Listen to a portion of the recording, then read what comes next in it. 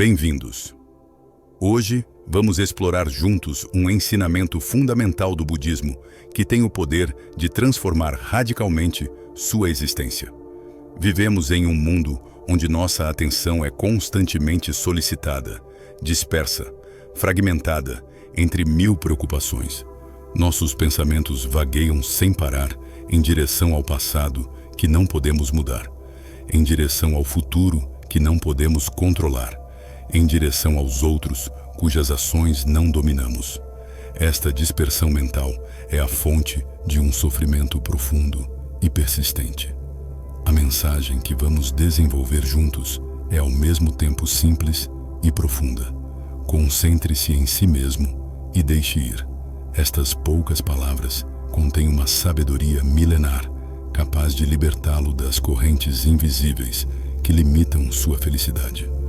Quando Buda ensinava sob a árvore da Bodhi, ele falava de uma verdade essencial. A maioria de nosso sofrimento provém de nosso apego ao que não podemos controlar. Nós nos agarramos desesperadamente a situações, pessoas, resultados, opiniões. Investimos uma energia considerável querendo modificar o que está fora de nosso alcance. Enquanto isso, negligenciamos o único domínio onde possuímos um verdadeiro poder: nossa própria mente, nosso próprio coração, nosso próprio ser. Concentrar-se em si mesmo não é egoísmo, é sabedoria.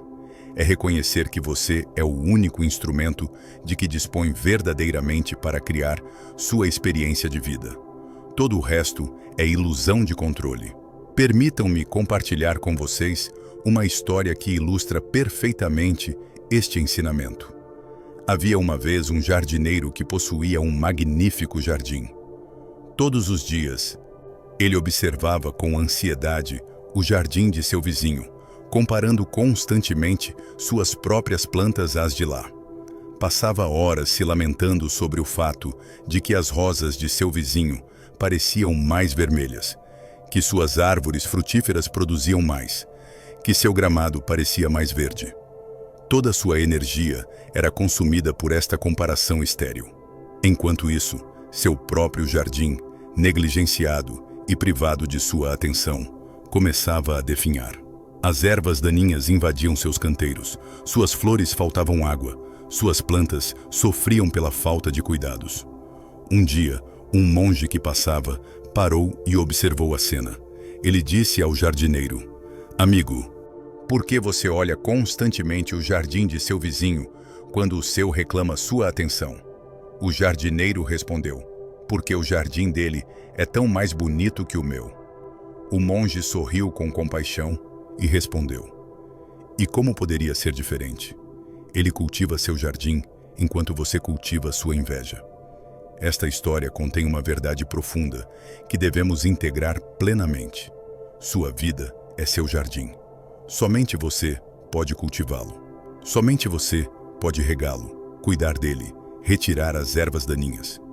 Cada instante que você passa observando o jardim dos outros, comparando-o ao seu, invejando-o ou criticando-o, é um instante perdido para seu próprio crescimento. O budismo nos ensina que a mente é como um jardim que necessita de uma atenção constante e benevolente. Se você negligencia este jardim interior para se preocupar com o que se passa fora de você, cria as condições de seu próprio sofrimento. A arte de trazer a atenção a si mesmo. A prática fundamental do budismo começa por um ato aparentemente simples, mas extraordinariamente poderoso: trazer sua atenção a si mesmo. Em nosso mundo moderno, esta capacidade tornou-se rara e preciosa. Somos condicionados desde a infância a portar nossa atenção para o exterior. Nos ensinam a nos preocupar com o olhar dos outros, a buscar a aprovação externa, a medir nosso valor através de critérios que nos são estranhos. Este condicionamento cria uma vida de alienação, onde nos tornamos estranhos a nós mesmos. Não sabemos mais quem realmente somos, porque passamos toda nossa existência tentando ser o que os outros esperavam de nós. Trazer a atenção a si começa por um processo de tomada de consciência. Trata-se de observar como sua mente funciona, onde se porta naturalmente sua atenção ao longo do dia. A maioria das pessoas descobre com surpresa que sua atenção está quase constantemente voltada para o exterior. Você pensa no que seu colega disse, no que seu parceiro poderia pensar, no que as pessoas nas redes sociais vão comentar. Você se preocupa com situações que não controla, rumina conversas passadas, antecipa cenários futuros. Durante todo este tempo, você não está presente a si mesmo. Você não habita sua própria vida. A meditação budista oferece um treinamento sistemático para desenvolver esta capacidade de trazer a atenção a si. Quando você se senta em meditação, cria um espaço sagrado onde sua única responsabilidade é estar presente à sua própria experiência. Você observa sua respiração, nota as sensações em seu corpo, toma consciência do fluxo de seus pensamentos. Inevitavelmente, sua mente vagueará. Começará a pensar em seus problemas, em sua lista de tarefas, nas pessoas em sua vida. Cada vez que nota este desvio, tem a oportunidade de praticar a arte de trazer a atenção a si. Sem julgamento, sem reprovação, com doçura e firmeza, traz sua consciência à sua respiração, ao seu corpo, ao instante presente. Esta prática pode parecer insignificante no início. Você poderia se perguntar qual é o interesse de simplesmente observar sua respiração durante 20 minutos. Mas é precisamente nesta aparente simplicidade que reside a transformação. Cada vez que traz sua atenção a si mesmo, reforça um músculo mental extremamente importante. Desenvolve a capacidade de escolher conscientemente onde dirigir sua energia mental, em vez de ser o brinquedo das circunstâncias externas. É esta capacidade que, gradualmente, o libertará da escravidão da reatividade e lhe permitirá viver com intenção e presença. Buda comparava a mente não treinada a um macaco selvagem que pula sem parar de um galho a outro, incapaz de ficar parado sequer um instante. Sua mente está constantemente distraída, agitada, procurando a próxima estimulação, a próxima preocupação. Esta agitação mental o esgota e o afasta da paz interior. Ao trazer sistematicamente sua atenção a si mesmo, domestica progressivamente este macaco selvagem. Ensina-lhe a se pousar, a ser estável, a encontrar o descanso no momento presente.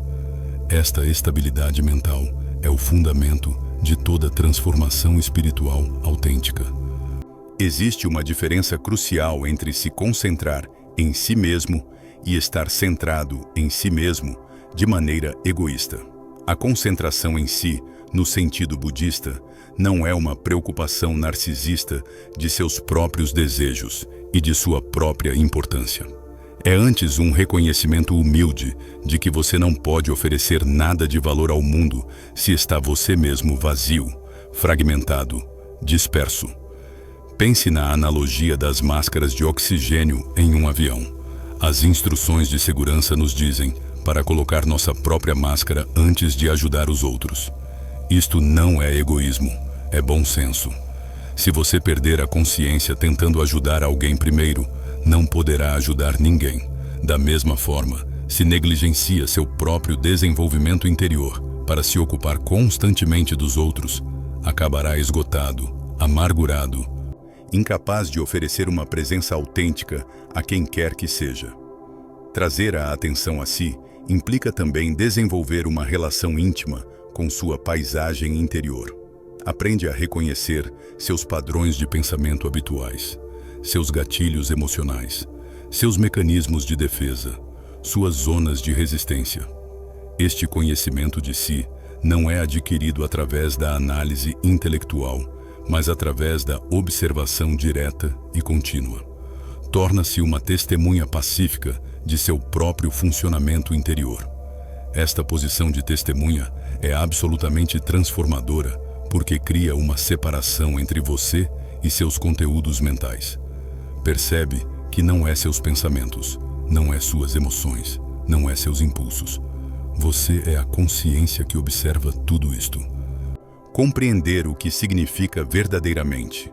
Deixar ir, a expressão deixar ir, tornou-se tão banalizada na cultura popular que perdeu grande parte de sua profundidade. Muitas pessoas ouvem estas palavras e pensam em uma forma de passividade, de resignação ou de indiferença. Imaginam que se trata de abandonar seus objetivos, de não se importar mais com nada, de se tornar apático diante da vida.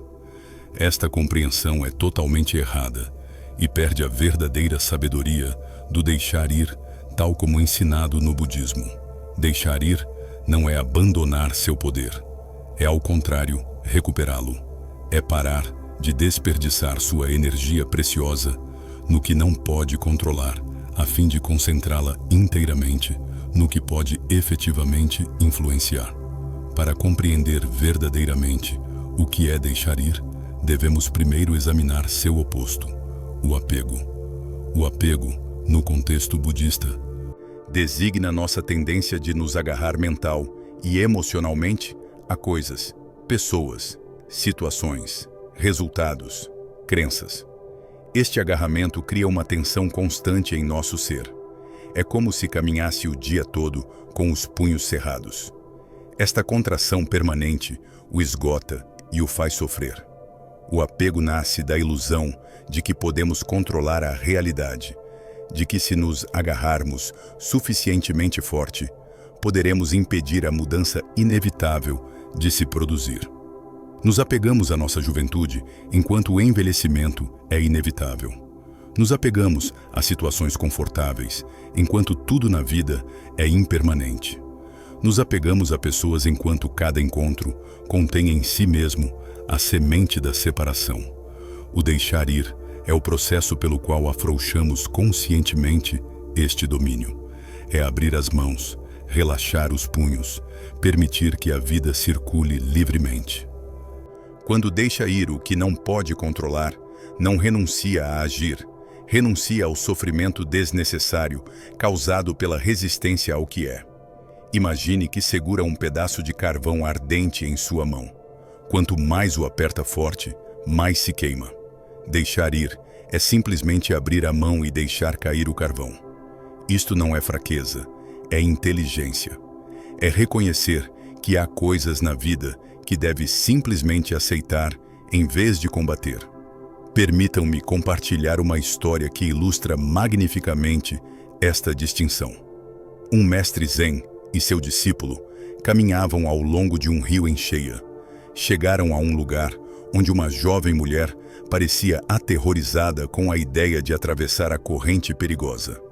Sem hesitar, o mestre a pegou em seus braços e a carregou para o outro lado do rio. Depositou-a delicadamente na margem oposta e continuou seu caminho com seu discípulo. Horas passaram em silêncio. Finalmente, incapaz de conter mais tempo seu problema, o discípulo disse: Mestre, como pôde tocar aquela mulher? Nossa ordem nos proíbe todo contato com mulheres. O mestre parou, olhou seu discípulo com compaixão e respondeu: Eu carreguei aquela mulher por alguns minutos e a depositei do outro lado do rio. Você ainda a carrega. Esta história revela a diferença fundamental entre agir no presente e se apegar às ações passadas. O mestre fez o que era necessário no momento. Depois, soltou completamente. O discípulo continuava a carregar mentalmente esta situação horas depois, torturando-se com pensamentos e julgamentos. Quantas vezes fazemos exatamente a mesma coisa? Carregamos mentalmente conversas que ocorreram há dias, meses, às vezes anos. Rejogamos indefinidamente em nossa mente cenários que não podemos mudar. Nos agarramos a rancores, a arrependimentos, a preocupações sobre o futuro. Tudo isto é um fardo desnecessário que nos impomos por nossa incapacidade de deixar ir. O deixar ir autêntico requer uma compreensão profunda da impermanência. Buda ensinava que tudo no universo está em constante transformação. Nada permanece idêntico sequer um instante. Suas células se renovam constantemente. Seus pensamentos mudam de um segundo a outro. As pessoas em sua vida evoluem. As situações se transformam. Quando compreende verdadeiramente esta verdade da impermanência, percebe o absurdo de se apegar a qualquer coisa. Querer que as coisas permaneçam congeladas enquanto tudo está em movimento é como tentar parar um rio com suas mãos. É uma batalha perdida de antemão que gera apenas frustração e sofrimento. Há uma sabedoria profunda na observação da natureza que pode nos ensinar a arte do deixar ir. Olhe uma árvore no outono. Quando a estação muda, a árvore não resiste à queda de suas folhas. Não se agarra desesperadamente a cada folha tentando retê-la. A árvore deixa ir naturalmente, permitindo que as folhas caiam quando seu tempo chega. Este deixar ir não é uma perda, mas uma preparação necessária para a renovação da primavera. Se a árvore se agarrasse às suas velhas folhas, não teria a energia necessária para produzir novos brotos. Da mesma forma, quando se agarra ao que é passado em sua vida, bloqueia o espaço necessário para que o novo possa emergir. O deixar ir se aplica particularmente à nossa necessidade de controlar os outros. Passamos uma quantidade enorme de energia tentando fazer as pessoas ao nosso redor mudarem. Queremos que nosso parceiro seja diferente, que nossos filhos ajam de uma certa maneira, que nossos colegas se conformem às nossas expectativas. Esta tentativa de controlar os outros não é apenas fadada ao fracasso, mas também envenena nossas relações. As pessoas sentem nossa necessidade de controlá-las e resistem naturalmente. Quanto mais empurra alguém para mudar, mais essa pessoa se enrijece em sua posição atual. O paradoxo é que quando deixa ir sua necessidade de mudar os outros e os aceita plenamente como são, frequentemente cria o espaço seguro de que precisam para evoluir naturalmente. A ilusão do controle e suas consequências. Um dos obstáculos maiores à paz interior é nossa crença profundamente enraizada de que podemos e devemos controlar as circunstâncias de nossa vida. Esta ilusão do controle começa muito cedo em nosso desenvolvimento. Como crianças, aprendemos que certas de nossas ações produzem resultados previsíveis. Se choramos, alguém vem nos confortar. Se pedimos, às vezes recebemos. Estas experiências criam progressivamente a crença de que temos poder sobre nosso ambiente. Esta crença é útil em certa medida porque nos motiva a agir em vez de permanecer passivos. No entanto, torna-se problemática quando se estende a domínios onde realmente não temos controle algum. Examinemos honestamente o que você pode realmente controlar em sua vida. Não pode controlar os pensamentos e sentimentos das outras pessoas. Não pode controlar suas ações, suas escolhas, suas reações. Não pode controlar o clima, os engarrafamentos, os eventos mundiais, a economia, a política. Não pode controlar o envelhecimento de seu corpo, a doença, a morte. Não pode nem mesmo controlar inteiramente seus próprios pensamentos que surgem espontaneamente em sua mente. Quando faz honestamente a lista do que escapa ao seu controle, percebe que é a quase totalidade da realidade. O que pode realmente controlar se reduz a um domínio muito restrito. Suas próprias ações, suas respostas às circunstâncias, a orientação de sua atenção, o esforço que coloca em seu desenvolvimento pessoal. Apesar desta evidência, a maioria das pessoas passa a maior parte de seu tempo e de sua energia tentando controlar o que não pode ser. Preocupa-se com o que as pessoas pensam de você, como se pudesse forçar seus pensamentos a irem em uma direção particular. Estressa-se a respeito de resultados futuros incertos, como se sua ansiedade pudesse influenciar o que vai acontecer. Rumina eventos passados, como se seus pensamentos obsessivos pudessem voltar no tempo e mudar o que se produziu. Tenta controlar o comportamento de seu parceiro, de seus filhos, de seus colegas, como se estas pessoas fossem marionetes das quais pudesse puxar os fios. Esta tentativa fútil de controlar o incontrolável tem consequências devastadoras sobre seu bem-estar. Primeiramente, gera uma ansiedade crônica. A ansiedade nasce precisamente desta tensão entre seu desejo de controle e a realidade de sua impotência diante de numerosas situações. Sente-se constantemente sob pressão, como se devesse orquestrar cada detalhe de sua vida e da dos outros para evitar a catástrofe. Esta hipervigilância esgota seu sistema nervoso e cria um estado de estresse permanente que deteriora sua saúde física e mental. Em segundo lugar, esta ilusão de controle nutre a raiva e a frustração. Quando as coisas não se desenrolam como tinha previsto ou desejado, sente-se traído pela realidade. Indigna-se que os outros não ajam segundo suas expectativas. Revolta-se contra as circunstâncias que contrariam seus planos. Esta revolta é totalmente estéril e apenas amplifica seu sofrimento. Terceiro, a ilusão do controle o impede de viver plenamente o momento presente. Se está constantemente ocupado tentando manipular o futuro ou remoendo o passado para compreender o que poderia ter feito diferentemente, nunca está realmente presente ao que acontece agora. Perde a vida real que se desenrola sob seus olhos, enquanto sua atenção é cativa de cenários mentais. Quarto, esta tentativa de controle deteriora suas relações. As pessoas ao seu redor sentem sua necessidade de controlá-las, mesmo quando é sutil ou disfarçada de solicitude.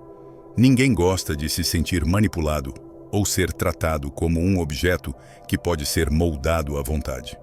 Suas tentativas de controlar os outros criam resistência, ressentimento e distância emocional. O budismo oferece uma alternativa libertadora a esta luta exaustiva. Em vez de procurar controlar o incontrolável, aprende a direcionar sua energia para o único domínio onde tem verdadeiramente poder: sua resposta interior às circunstâncias da vida. Esta abordagem não significa que se torna passivo ou que cessa de agir para melhorar sua situação. Muito pelo contrário, age com mais eficácia, porque sua energia não está mais dispersa em 1000 direções inúteis. Concentra seus esforços no que pode efetivamente influenciar, enquanto aceita com serenidade o que escapa ao seu controle. Esta sabedoria se resume na célebre oração da serenidade. Conceder a serenidade de aceitar as coisas que não pode mudar, a coragem de mudar aquelas que pode, e a sabedoria de fazer a diferença entre as duas. Existe um antigo conto budista que ilustra perfeitamente esta sabedoria. Um fazendeiro possuía um magnífico cavalo que escapou um dia. Todos os aldeões vieram vê-lo dizendo: "Que azar!" O fazendeiro respondeu simplesmente: "Talvez." Alguns dias depois, o cavalo voltou acompanhado de uma dúzia de cavalos selvagens. Os aldeões exclamaram: "Que sorte extraordinária!" O fazendeiro respondeu novamente: "Talvez." O filho do fazendeiro tentou domar um dos cavalos selvagens e quebrou a perna em uma queda. Os aldeões disseram: "Que terrível azar!" O fazendeiro respondeu: "Talvez." Pouco depois, o exército passou na aldeia para recrutar todos os jovens homens para a guerra. O filho do fazendeiro foi poupado por causa de sua perna quebrada. Os aldeões disseram: "Que incrível sorte!" E o fazendeiro respondeu mais uma vez: "Talvez." Esta história nos ensina a humildade diante de nossa incapacidade de conhecer as consequências últimas de todo evento. O que parece ser uma tragédia, hoje pode se revelar ser uma bênção amanhã. O que aparece como uma grande fortuna, agora pode levar a dificuldades mais tarde. Já que não podemos ver senão uma ínfima parte da cadeia causal complexa da vida, Nossa melhor opção é parar de julgar constantemente os eventos como bons ou maus, sortudos ou azarados, e simplesmente responder com sabedoria ao que se apresenta. Esta equanimidade, diante dos altos e baixos da existência, é a marca de uma prática budista madura. A prática da presença, consciente no coração, do ensinamento budista sobre a concentração em si mesmo, encontra-se a prática da atenção plena, ou presença consciente. Esta prática consiste em portar sua atenção deliberadamente sobre a experiência do momento presente, sem julgamento, com uma atitude de aceitação e de curiosidade benevolente. A atenção plena é a ponte que permite passar da dispersão mental à concentração, do controle obsessivo ao deixar ir sereno. É uma prática simples em seu conceito, mas profunda em seus efeitos, e necessita de um treinamento regular para dar seus frutos. Quando pratica a atenção plena, aprende a observar sua experiência sem se perder nela. Desenvolve a capacidade de ser a testemunha de seus pensamentos, em vez de estar identificado a eles. Esta distinção é absolutamente crucial. Na maior parte do tempo, está tão imerso no conteúdo de seus pensamentos que nem percebe que está pensando. Um pensamento surge e imediatamente o toma pela realidade. Se o pensamento diz, sou um fracasso, sente toda a angústia emocional associada a esta crença sem nem questionar sua validade. Se o pensamento diz, esta pessoa me odeia, reage a esta interpretação como se fosse um fato estabelecido. A atenção plena cria um espaço entre você e seus pensamentos. Um espaço onde pode observar que está pensando sem ser levado pelo conteúdo destes pensamentos. Esta capacidade de observação transforma radicalmente sua relação com sua experiência interior. Em vez de ser o brinquedo de seus pensamentos e emoções, torna-se o guardião pacífico de seu espaço interior. Nota que um pensamento ansioso atravessa sua mente e pode escolher não alimentá-lo, não segui-lo em suas ramificações infinitas. Observa que uma emoção difícil surge em seu corpo e pode permanecer presente a esta sensação, sem se deixar submergir por ela, sem criar toda uma história ao seu redor. Esta presença consciente lhe dá um poder extraordinário, o de escolher sua resposta, em vez de simplesmente reagir automaticamente. A prática formal da atenção plena começa frequentemente pela atenção à respiração. Senta-se confortavelmente, fecha os olhos ou mantém um olhar suave em direção ao chão e porta sua atenção sobre as sensações de sua respiração. Observa como o ar entra por suas narinas, como seu abdômen se levanta e abaixa, como o ar sai criando um leve calor. Não procura controlar sua respiração, observa-a simplesmente tal como é. Inevitavelmente, após algumas respirações, sua mente se desviará. Começará a pensar em seu dia, em suas preocupações, em seus projetos. Isto é perfeitamente normal. O momento crucial é aquele em que percebe que sua mente se desviou. Neste instante preciso, em vez de se criticar ou se desencorajar, nota simplesmente pensamento e traz suavemente sua atenção de volta à sua respiração. Este processo aparentemente simples de notar a distração e trazer a atenção de volta é a essência mesma do treinamento mental. Cada vez que o faz, reforça duas capacidades essenciais. Primeiramente, desenvolve a metacognição, isto é, a consciência de seus próprios processos mentais. Torna-se cada vez mais hábil em notar quando sua mente deriva, quando se agarra a algo, quando resiste a uma experiência. Em segundo lugar, cultiva a capacidade de redirecionar sua atenção.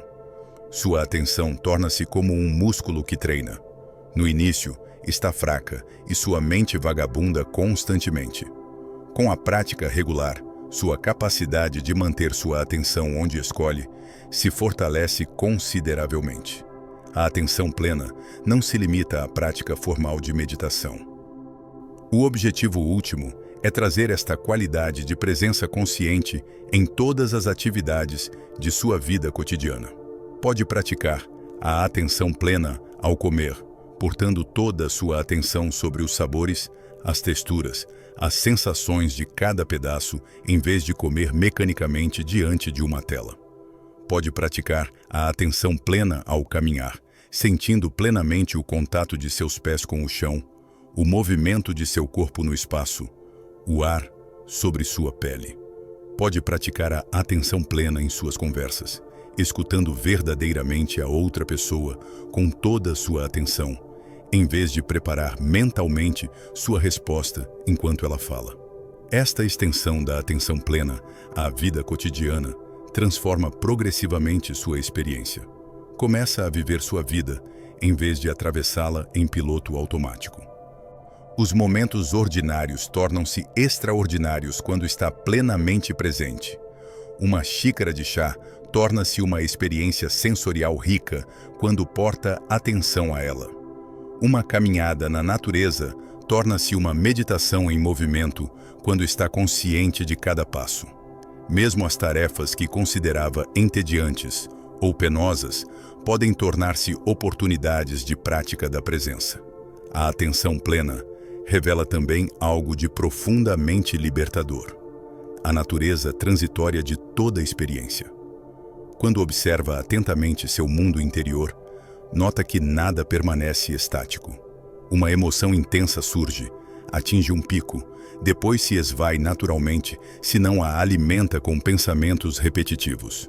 Uma dor física pulsa e muda constantemente de intensidade e de localização. Os pensamentos aparecem e desaparecem como nuvens no céu. Esta observação direta da impermanência o liberta da tendência de se identificar com seus estados temporários. Percebe que não é sua raiva momentânea, não é sua ansiedade passageira, não é sua alegria efêmera.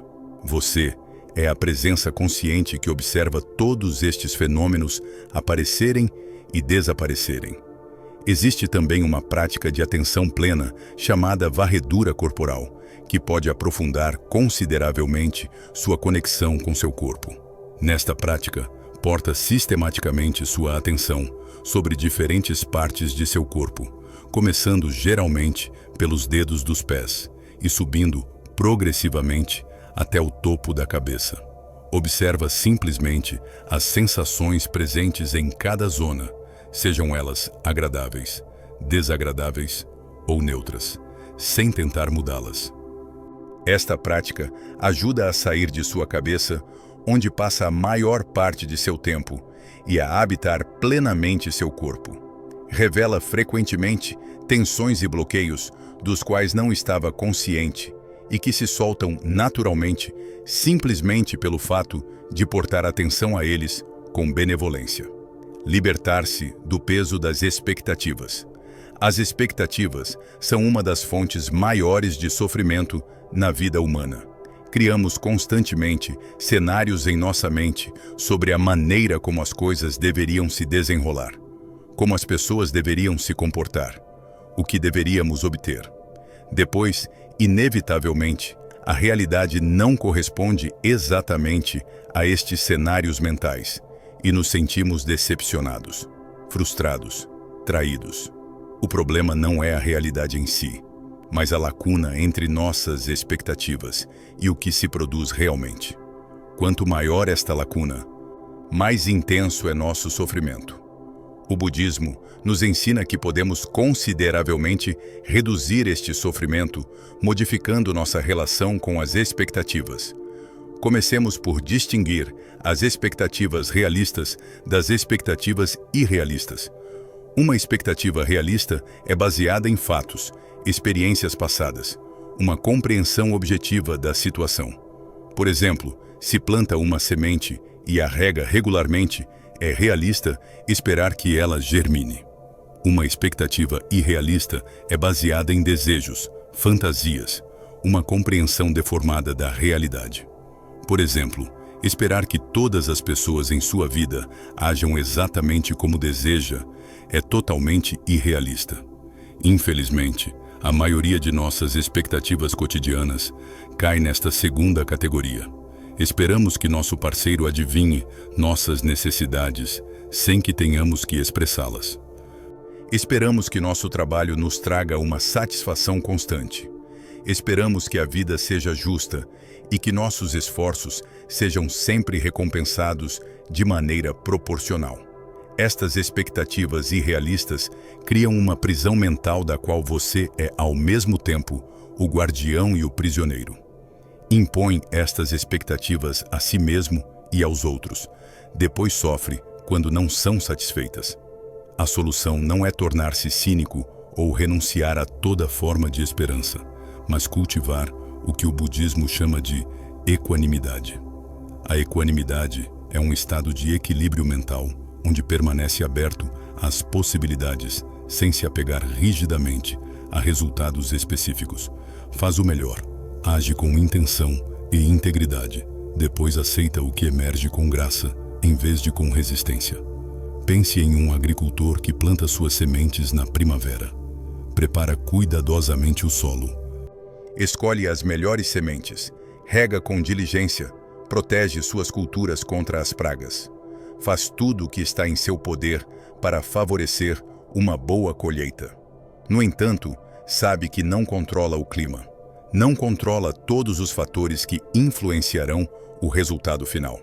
Se passa todo o verão se preocupando e se atormentando, perguntando-se se a colheita será abundante, estragará estes meses preciosos na ansiedade estéril.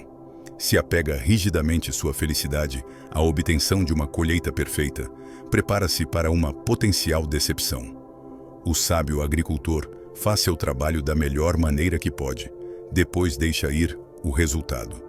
Aceita que certos anos serão melhores que outros e que esta é a natureza mesma da agricultura. Pode aplicar esta mesma sabedoria a todos os domínios de sua vida. Em suas relações, pode oferecer seu amor, sua atenção, seu apoio com generosidade, sem esperar um retorno exato deste investimento. Ama pelo prazer de amar, pela expressão autêntica de seu coração, não para obter algo em troca. Esta abordagem pode parecer ingênua ou vulnerável, mas é, na realidade, profundamente libertadora. Quando não espera nada de específico, não pode ser decepcionado. Cada gesto de gentileza que o outro lhe oferece torna-se um presente precioso em vez de algo devido. Sua relação deixa de ser uma transação comercial, onde mantém meticulosamente as contas de quem deu o quê, para tornar-se um espaço de generosidade mútua. Em seu trabalho, pode se engajar plenamente em suas tarefas, dar o melhor de si, desenvolver suas competências com diligência, sem apegar seu valor pessoal aos resultados externos, como promoções ou reconhecimento. Claro, é natural desejar progredir profissionalmente e ser apreciado por sua contribuição. O problema surge quando faz depender sua paz interior da obtenção destas recompensas externas. Coloca então seu bem-estar entre as mãos de fatores que não controla inteiramente. As decisões de seu superior, as políticas da empresa, as condições econômicas, a concorrência. Esta dependência o torna vulnerável e ansioso. Por outro lado, se encontra sua satisfação no fato de fazer bem seu trabalho, na aprendizagem contínua, na contribuição que traz. Cria uma fonte de contentamento que não depende das circunstâncias externas. Deixar ir as expectativas não significa tornar-se apático ou abandonar suas aspirações. Pode ter objetivos, sonhos, desejos, mantendo uma relação flexível com eles. Trabalha em direção a estes objetivos com determinação, permanecendo aberto à possibilidade de que o caminho o leve a outro lugar que o previsto. Às vezes, não obter o que queria revela-se ser uma bênção disfarçada que abre portas que nunca teria imaginado. A história de sua vida está cheia de momentos onde o que parecia ser um fracasso ou uma decepção No momento em que aconteceu, revelou-se mais tarde ser um redirecionamento necessário para algo melhor. É também importante reconhecer que criamos frequentemente expectativas implícitas das quais nem estamos conscientes. Só percebe que tinha uma expectativa quando não é satisfeita e sente decepção ou frustração. Por exemplo, convida um amigo para jantar sem se dar conta de que espera que ele agradeça de uma certa maneira, ou que retorne o convite rapidamente. Quando isto não se produz, sente-se ferido ou usado. A prática da atenção plena pode ajudá-lo a tornar-se consciente destas expectativas escondidas antes que causem problemas. Começa a notar os pequenos movimentos de sua mente que criam estes cenários sobre a maneira como as coisas deveriam se passar e pode questioná-los em tempo real. Cultivar a aceitação radical. A aceitação é talvez o conceito mais mal compreendido e mais resistido no ensinamento budista. Quando falamos de aceitação, muitas pessoas ouvem resignação, capitulação, passividade diante da injustiça. Insurgem-se contra a ideia de aceitar situações difíceis ou dolorosas. Esta resistência vem de uma incompreensão fundamental do que é verdadeiramente a aceitação no contexto budista. A aceitação radical não significa que aprova o que se passa ou que cessa de trabalhar pela mudança. Significa que cessa de resistir mental e emocionalmente à realidade tal como é, no momento presente. Imagine que está preso em uma chuva súbita sem guarda-chuva. Tem a escolha entre duas respostas.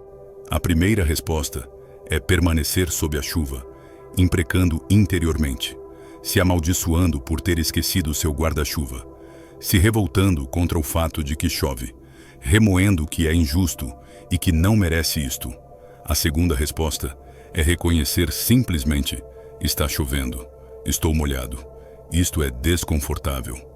Este reconhecimento não muda nada ao fato de que chove, mas muda radicalmente sua experiência da situação. No primeiro caso, adiciona uma camada de sofrimento mental ao desconforto físico.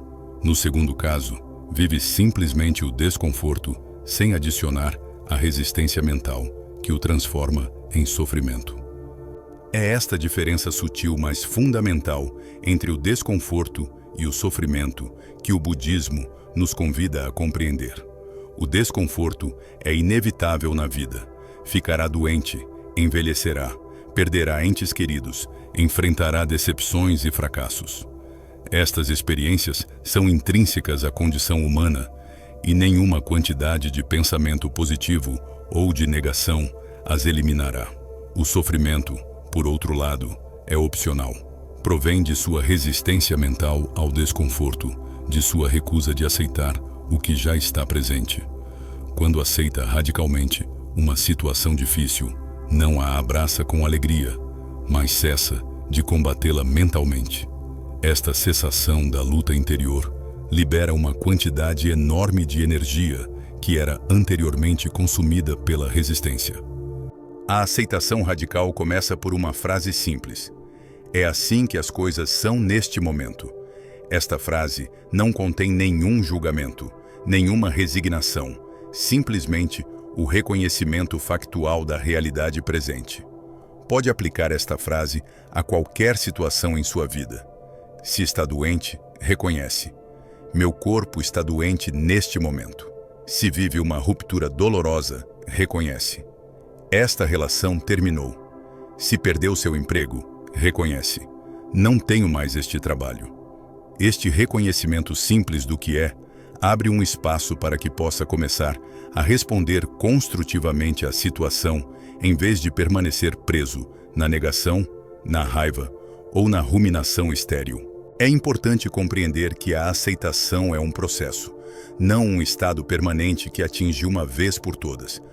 Pode aceitar uma situação difícil em um momento dado, depois se encontrar resistindo novamente algumas horas mais tarde. Isto é perfeitamente normal. A aceitação não é um destino, mas uma prática contínua. Cada vez que nota que resiste ao que é, tem a oportunidade de voltar à aceitação. Nota a resistência sem se julgar por ela. Depois faz a escolha consciente de soltar esta resistência mais uma vez. Com o tempo e a prática repetida, a aceitação torna-se mais natural e mais rápida. Uma das formas mais profundas de aceitação é a aceitação de si mesmo tal como é. Muitas pessoas passam sua vida inteira em guerra consigo mesmas, rejeitando aspectos de sua personalidade, de seu corpo, de sua história. Esta guerra interior é exaustiva e contraproducente. Não pode se transformar autenticamente a partir de um lugar de rejeição de si mesmo. A mudança verdadeira emerge da aceitação, não da rejeição. Quando aceita plenamente quem é agora, com todos seus defeitos e suas limitações, cria um solo fértil a partir do qual o crescimento pode naturalmente se produzir. A aceitação de si não significa complacência ou satisfação com a mediocridade. Significa que cessa de se bater contra sua realidade presente e começa a trabalhar com ela em vez de contra ela. Um ensinamento budista profundo nos lembra que a resistência é como segurar um guarda-chuva contra uma tempestade cósmica. Pode resistir tanto quanto queira, mas a tempestade da vida continua. O universo é indiferente às suas preferências. As coisas mudam, as pessoas morrem. As situações evoluem segundo suas próprias leis, não segundo seus desejos. Tem duas escolhas. Pode passar sua vida se esgotando, resistindo a esta corrente poderosa, ou pode aprender a nadar com ela. A aceitação é a arte de aprender a nadar com a corrente da vida, em vez de lutar constantemente contra ela. A aceitação radical permite também responder mais eficazmente às situações difíceis. Quando está preso na resistência e na negação, sua energia é consumida pela luta emocional. Não pode pensar claramente, não pode agir de maneira construtiva. Sua mente está tão ocupada, rejeitando o que é que não tem espaço para encontrar soluções criativas. Por outro lado, quando aceita plenamente a situação tal como é, por mais difícil que seja, sua mente se acalma. Nesta calma, a inteligência natural pode emergir. Pode ver mais claramente as opções disponíveis e agir com sabedoria. Transformar o sofrimento pela compaixão. A compaixão por si mesmo é um antídoto poderoso ao sofrimento desnecessário que nos infligimos por nossa crítica interior incessante e nossas expectativas irrealistas. Muitas pessoas são muito mais duras e implacáveis consigo mesmas do que jamais seriam com um amigo querido atravessando dificuldades similares. Quando comete um erro, sua voz interior pode ser brutal. Você é tão estúpido. Como pôde ser tão idiota? Nunca faz nada corretamente. Nunca falaria assim com alguém que ama. No entanto, se inflige este tratamento cruel cotidianamente. Esta autoflagelação não o torna nem melhor, nem mais motivado. Simplesmente mina sua confiança e seu bem-estar. Buda ensinava que deveríamos estender a mesma compaixão a nós mesmos que oferecemos naturalmente a um ente querido em dificuldade. Quando atravessa um período difícil ou enfrenta suas próprias limitações, pode falar consigo mesmo com a mesma doçura, a mesma compreensão, a mesma paciência que ofereceria a um amigo. Em vez de se criticar por seu erro, pode reconhecer: isto é difícil. Fiz o melhor com os recursos e a compreensão que tinha neste momento. Posso aprender com esta experiência sem me punir por ela. Esta abordagem compassiva não o exime da responsabilidade de suas ações. Ao contrário, cria um espaço seguro onde pode honestamente examinar seus erros e crescer a partir deles, sem ser paralisado pela vergonha e a autocrítica.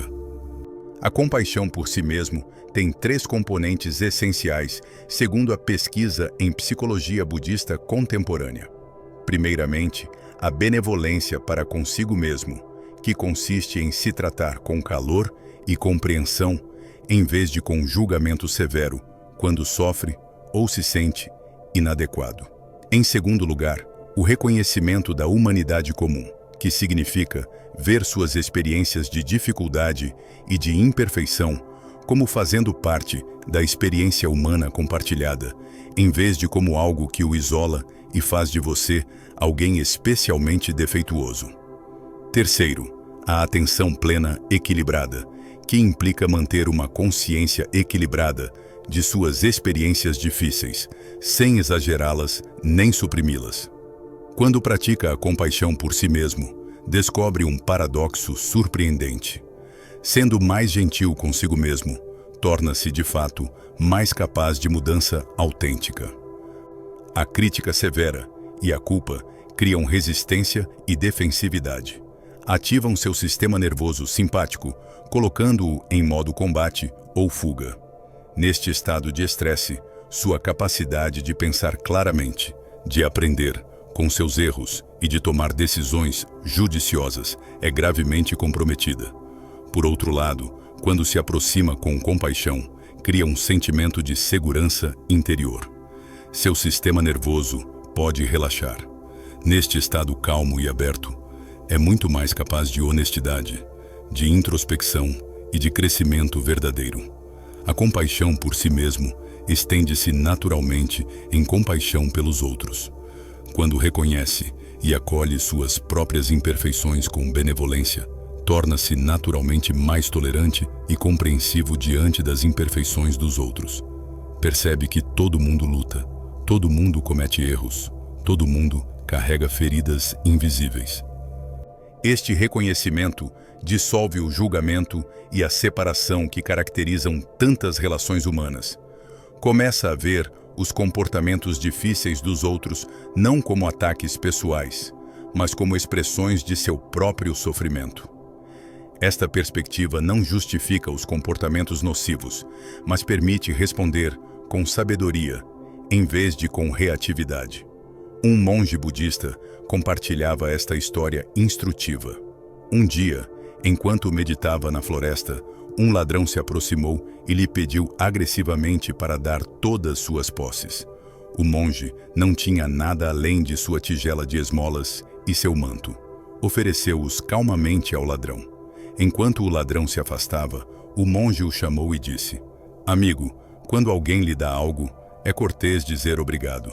Surpreso, o ladrão se virou e disse obrigado antes de partir. Anos mais tarde, este mesmo homem, tornado monge depois de transformar sua vida, reencontrou seu antigo professor e lhe disse: "Naquele dia, na floresta, você não me deu apenas sua tigela. Tratou-me como um ser humano digno de dignidade, quando não o merecia. Esta compaixão plantou uma semente que finalmente transformou minha vida." Esta história ilustra o poder transformador da compaixão. Quando responde à dificuldade com compaixão, em vez de com raiva ou julgamento, cria a possibilidade de cura e de transformação, não apenas para si mesmo, mas também para os outros. A compaixão não é fraqueza.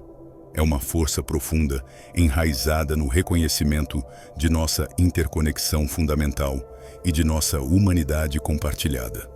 A meditação da bondade amorosa, ou metta, é uma prática específica do budismo para cultivar a compaixão.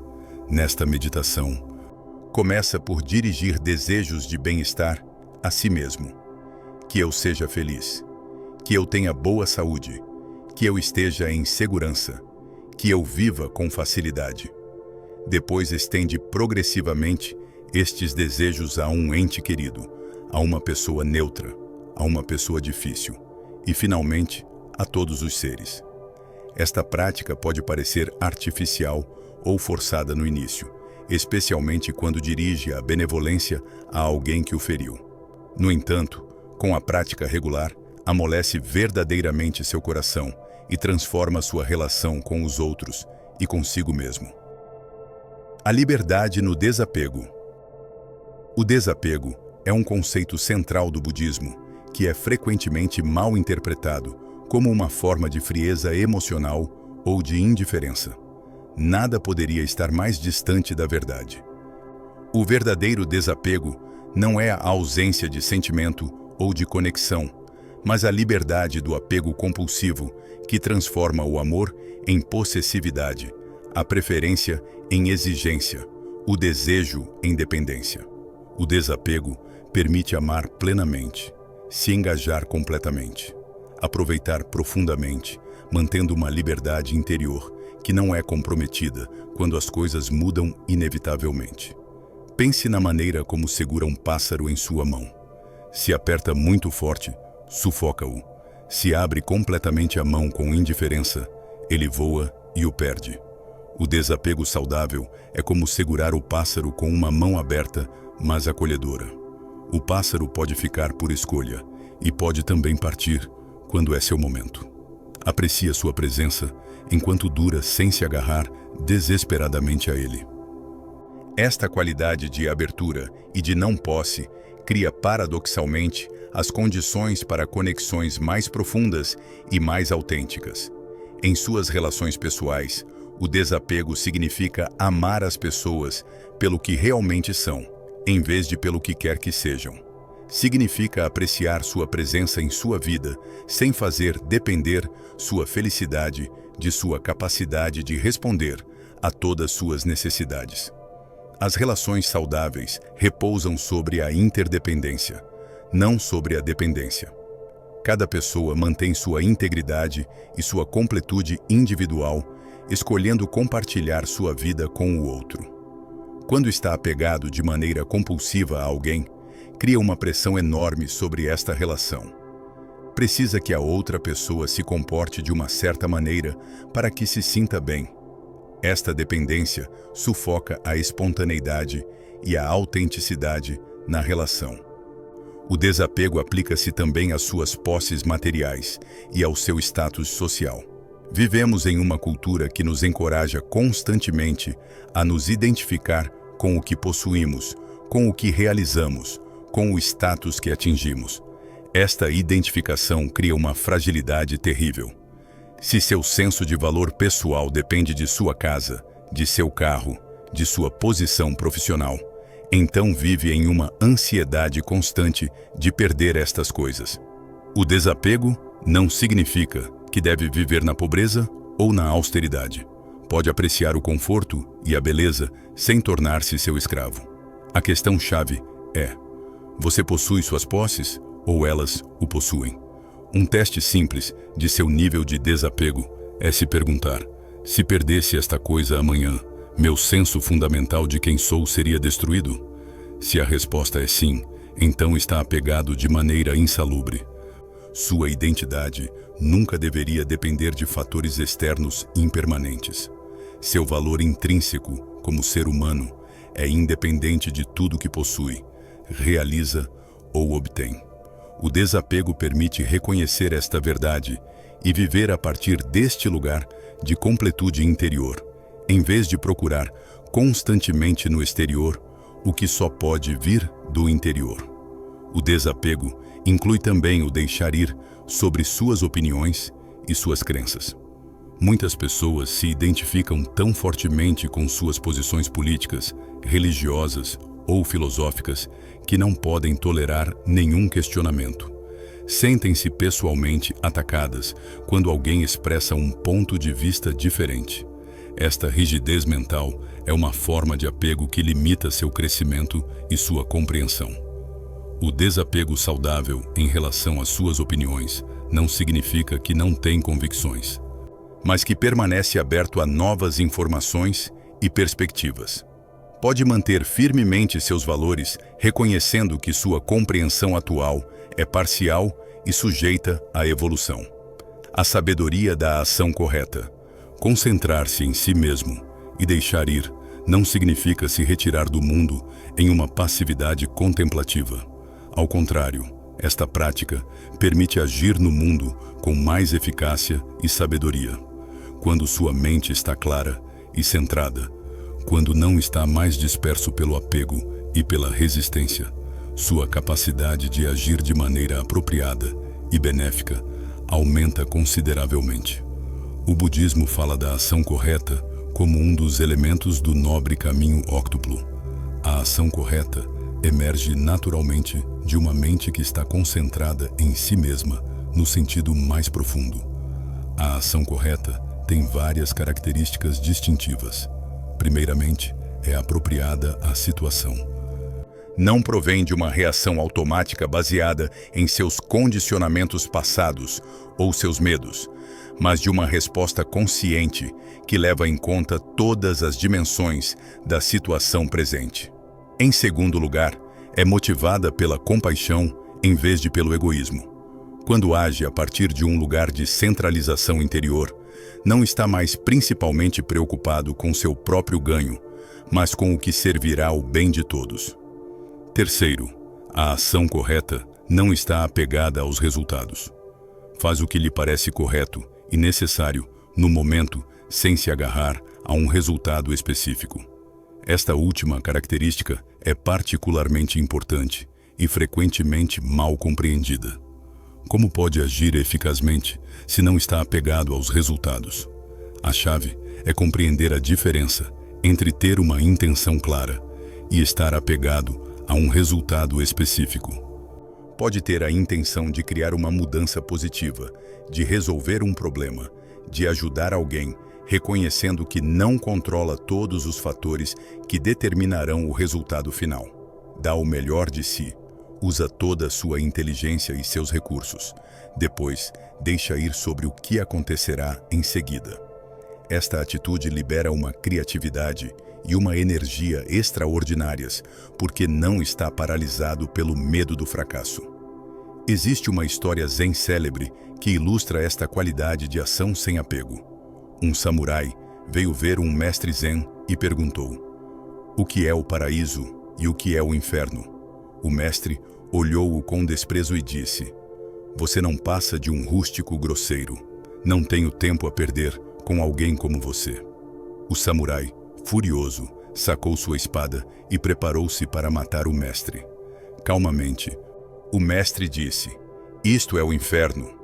O samurai percebeu subitamente que o mestre tinha arriscado sua vida para lhe ensinar esta lição. Submergido de gratidão e humildade, guardou sua espada e inclinou-se profundamente. O mestre sorriu e disse: "Isto é o paraíso." Esta história nos ensina que o inferno e o paraíso não são lugares, mas estados de mente. O inferno é o estado de reatividade cega, onde é controlado por suas emoções e seus impulsos. O paraíso é o estado de presença consciente, onde responde com sabedoria, em vez de reagir automaticamente. Quando se concentra em si mesmo, no sentido budista, desenvolve a capacidade de criar o paraíso em si mesmo, qualquer que seja a situação externa. Não está mais à mercê das circunstâncias para sua paz interior. A ação correta implica também reconhecer quando não agir. Em nossa cultura que valoriza a atividade constante, perdemos a sabedoria da inação apropriada. Às vezes, a coisa mais sábia que pode fazer é não fazer nada, observar, esperar que a situação se clarifique antes de intervir. Agir prematuramente por ansiedade ou impaciência cria frequentemente mais problemas do que resolve. Quando está centrado e presente, desenvolve um senso intuitivo do timing correto. Sabe quando é hora de agir com decisão e quando é hora de praticar a paciência. Viver com intenção e autenticidade. À medida que aprofunda sua prática de se concentrar em si mesmo e de deixar ir, descobre algo de precioso, sua autenticidade. Durante anos, talvez toda a sua vida, viveu segundo scripts escritos por outros. Perseguiu objetivos que a sociedade lhe disse para perseguir. Reprimiu aspectos de si mesmo que não correspondiam à imagem que pensava dever projetar. Disse sim quando queria dizer não, e não quando queria dizer sim. Esta vida inautêntica cria uma dissonância interior profunda, um sentimento de vazio e de futilidade, mesmo quando parece ter sucesso segundo os critérios externos. A autenticidade não é algo que deve criar ou fabricar. É seu estado natural quando retira todas as camadas de condicionamento e de fingimento. Quando cessa de se preocupar constantemente com o que os outros pensam, quando para de tentar controlar sua percepção de você, sua verdadeira natureza pode emergir. Esta emergência nem sempre é confortável no início. Pode descobrir que não gosta realmente do que pensava gostar. Pode perceber que passou anos perseguindo objetivos que não lhe correspondem realmente. Estas descobertas podem ser desestabilizadoras, mas são profundamente libertadoras. Viver autenticamente significa alinhar suas ações com seus valores mais profundos, em vez de com as expectativas dos outros. Isto exige coragem porque arrisca a desaprovação e a incompreensão. As pessoas ao seu redor têm expectativas baseadas em quem fingiu ser. Quando começa a viver mais autenticamente, certas pessoas ficarão desorientadas ou mesmo contrariadas. Poderiam acusá-lo de ter mudado, de tê-las traído. Na realidade, não muda, simplesmente cessa de desempenhar um papel. Revela quem sempre foi sob a máscara. A autenticidade não significa que deve expressar cada pensamento ou sentimento que atravessa sua mente sem filtro. Há uma diferença entre ser autêntico e ser impulsivo ou insensível. A autenticidade madura inclui a sabedoria e a compaixão.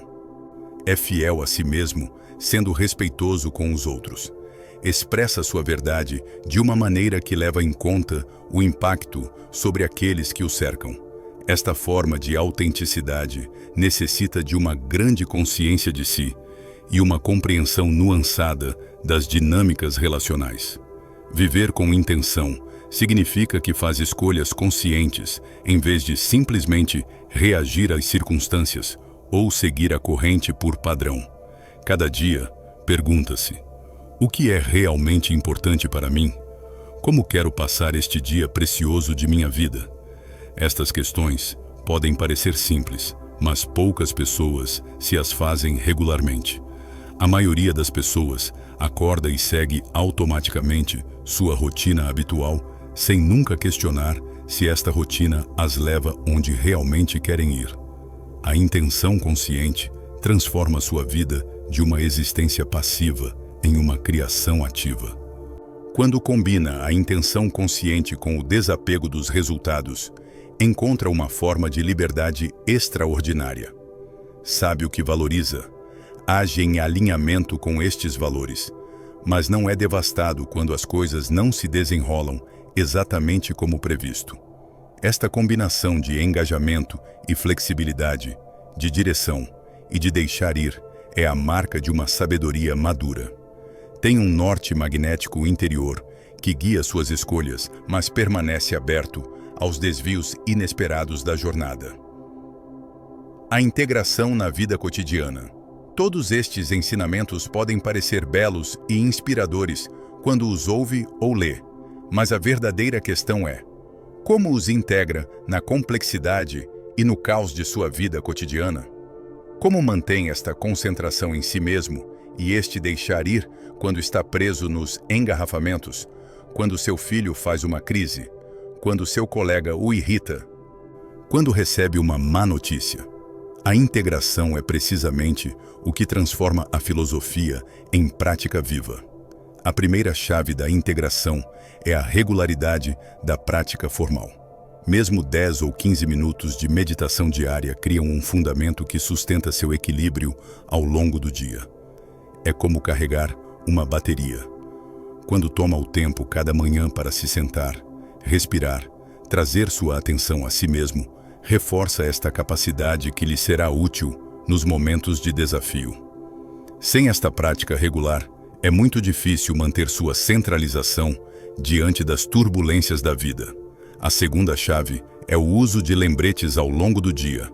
Pode colocar em prática sinais que o lembram de voltar a si mesmo. Isto pode ser tão simples quanto tomar 3 respirações conscientes antes de cada reunião, fazer uma pausa de atenção plena antes de comer, ou notar os momentos em que espera algo como uma oportunidade de praticar a presença em vez da impaciência. Certas pessoas acham útil programar alarmes silenciosos em seu telefone que os lembram de verificar onde se encontra sua atenção e de trazê-la de volta a si mesmos se necessário. A terceira chave é ver cada desafio como uma oportunidade de prática. Quando algo não se passa como tinha esperado, em vez de se perder na reatividade, pode reconhecer: aqui está uma oportunidade de praticar o deixar ir.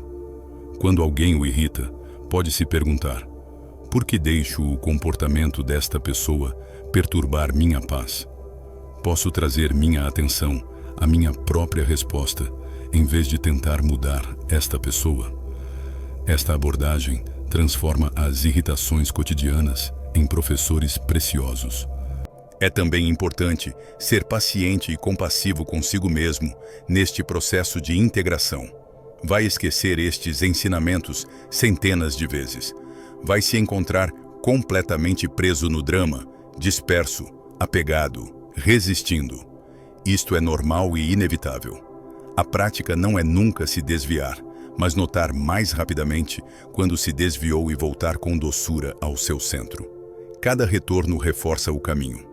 Com o tempo, os períodos em que está centrado se alongam e os períodos de dispersão se encurtam. Crie também um ambiente que sustenta sua prática. Cerque-se de pessoas que valorizam a consciência e o crescimento interior. Leia textos inspiradores que reforçam estes ensinamentos. Limite sua exposição às fontes de distração e de estimulação excessiva, que tornam mais difícil a manutenção de sua centralização. Seu ambiente externo influencia poderosamente seu estado interior.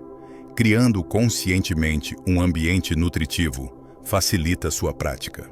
Queridos amigos, chegamos ao termo desta jornada de exploração profunda. Percorremos juntos os ensinamentos essenciais do budismo sobre a arte de se concentrar em si mesmo e de deixar ir. Vimos como trazer constantemente sua atenção a si mesmo cria um fundamento de paz interior que não pode ser abalado pelas circunstâncias externas. Exploramos como o deixar ir autêntico o liberta do sofrimento desnecessário causado pelo apego e pela resistência. Descobrimos que a aceitação radical e a compaixão transformam sua relação consigo mesmo e com os outros. Estes ensinamentos não são destinados a permanecer conceitos intelectuais admiráveis, mas inaplicados. São ferramentas práticas para viver uma vida de maior liberdade, paz e autenticidade. Cada dia oferece inúmeras oportunidades de praticá-los. Cada momento em que nota que sua atenção se dispersou para o exterior é um convite para voltar a si mesmo. Cada situação que não corresponde às suas expectativas é uma oportunidade de praticar o deixar ir. Cada dificuldade é uma chance de cultivar a aceitação e a compaixão. O caminho do budismo não é fácil. Exige honestidade, coragem, perseverança. Pede que questione padrões profundamente enraizados, que renuncie a estratégias familiares mais ineficazes, que se mantenha no desconforto da incerteza. Mas este caminho leva a algo de infinitamente precioso: a liberdade interior, a paz que ultrapassa a compreensão, a capacidade de amar sem se agarrar, de viver plenamente sem medo. Comece exatamente onde está. Não precisa ser perfeito, não precisa ter compreendido tudo. Tudo o que precisa é dar um passo, depois outro, neste caminho de retorno a si mesmo. Cada respiração consciente é um passo. Cada momento de deixar ir é um passo. Cada ato de gentileza para consigo mesmo é um passo. Pouco a pouco, estes passos criam uma transformação profunda e duradoura. Lembre-se de que não está sozinho neste caminho.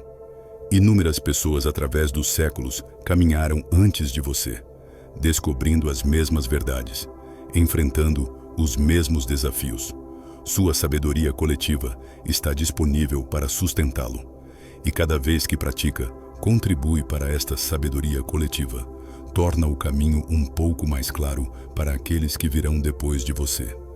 Que possa encontrar a força de se concentrar em si mesmo, no meio das distrações do mundo. Que possa encontrar a coragem de deixar ir sobre o que não pode controlar. Que possa descobrir a paz profunda que reside sempre em você, inalterada pelas tempestades da vida. Que possa viver com autenticidade, compaixão e sabedoria. Que a paz esteja com você, agora e sempre.